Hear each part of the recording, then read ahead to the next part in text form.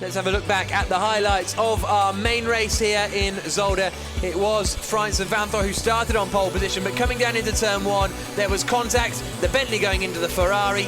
It does look pretty 50-50 to me. It sort of does, but my eyes were drawn to the number 2 Audi making its move up by the far wall, and of course ramifications for that later in the race. A replay of the replay, if you will, and the green Ferrari hopes sinking with every second. And that was where the 77 BMW of Valdena Brito and Attila Abreu got their advantage. They started 5th. Look at the yellow BMW here on the left-hand side. Started 5th, then before they knew it, they were in 2nd place. A great start to the race for them as they got very busy coming down into turn 4. Niki Meyer-Maldorf made a good start as well, and they would go on to finish in 5th position.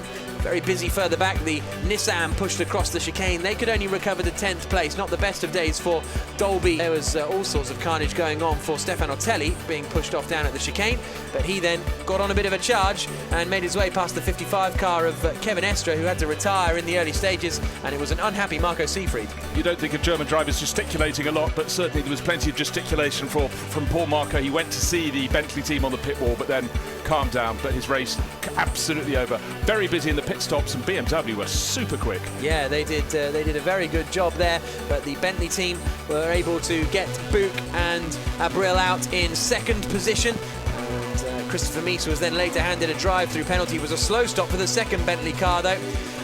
Then Enzo Eid ended up in the gravel trap.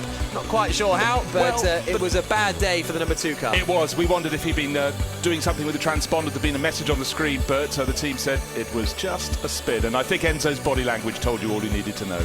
We had a great battle for 11th in the closing stages. The 74 car of Anders Fjordbach trying to hold on to that 11th spot, but finally Philip Vlasic forced him into a mistake. They went side by side down towards turn 1. Vlasic a little bit late on the brakes.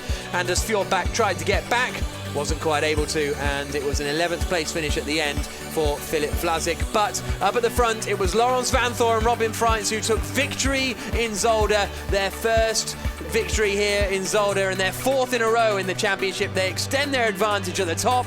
Can they continue it in Moscow? See you then.